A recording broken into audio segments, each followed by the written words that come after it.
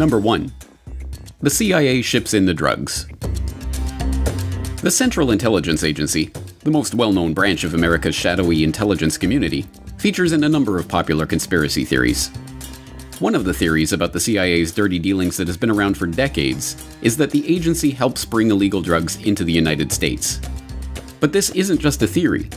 In fact, the CIA has been involved in drug running from its very inception. Just months after its creation in 1947, the agency began a relationship with the Corsican mafia that controlled the old port of Marseille in post-war France. That relationship involved a quid pro quo. The CIA would protect the mafia if the mafia would keep the communists from taking control of the port. In this case, protecting the mafia meant protecting their most lucrative business, which just happened to be smuggling heroin into the United States.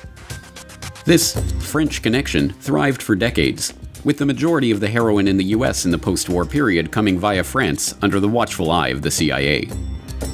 From the Korean War to the Vietnam War and beyond, CIA-supported warlords used CIA-run airlines like Air America to ship heroin from the Golden Triangle at the borders of Thailand, Laos, and Myanmar. As even the New York Times reported, the agency prevented the Bureau of Narcotics and Dangerous Drugs from monitoring drug trafficking in the region. They even stopped an investigation into an Air America DC-3 loaded with heroin packed into boxes of Tide soap powder that had been seized on its way to the US.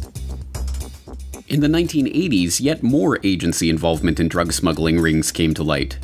This time it was drug traffickers connected to the Contras in Nicaragua that received help from the agency. After the Contra-connected trafficking came to light, a Senate investigation headed by Senator John Kerry confirmed government complicity in the drug trade. As for the CIA, it's denied ever aiding or condoning drug smuggling.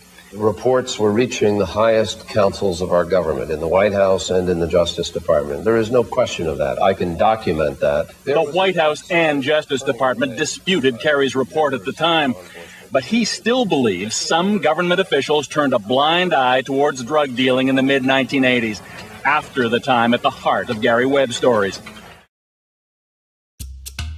In the 1990s, award-winning journalist Gary Webb traced the Contra's CIA-protected backers to cocaine shipments into the US and, ultimately, to the crack epidemic of the 1980s.